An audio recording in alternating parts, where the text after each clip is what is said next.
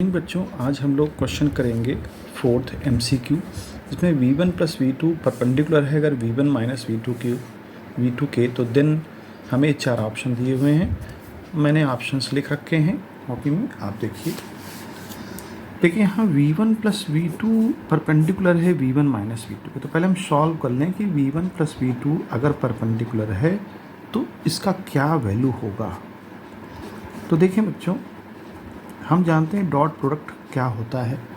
तो इसको अगर देखिए डॉट प्रोडक्ट, हम अगर कोई भी दो वेक्टर परपेंडिकुलर हैं तो उनका डॉट हमेशा ज़ीरो होता है, ठीक है।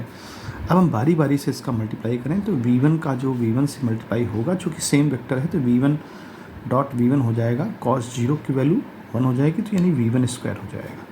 सिमिलरली v2 का v2 से होगा तो माइनस v2 स्क्वायर हो जाएगा।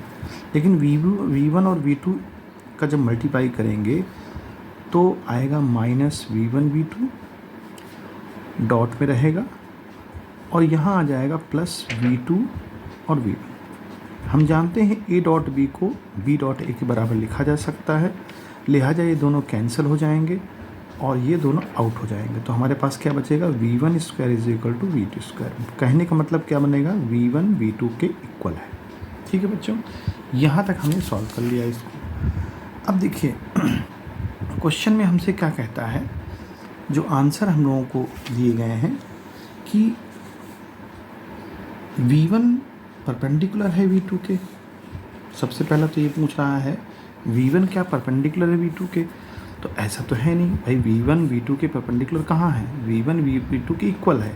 तो पहला तो ये जो ऑप्शन है वो गलत हो गया। दूसरा v1 v2 के इक्वल है मैग्नीट्यूड में, तो ये हमने बोल दिया, ये आंसर आया है, तो ये आंसर हमारा यस है। फिर तीसरा कहता है v1 इज़ नल वेक्टर। तो ऐसा तो है नहीं कि v1 की वैल्यू 0 आई है, v1 नल वेक्टर है नहीं, तो ये ऑप्शन भी गलत हो गया।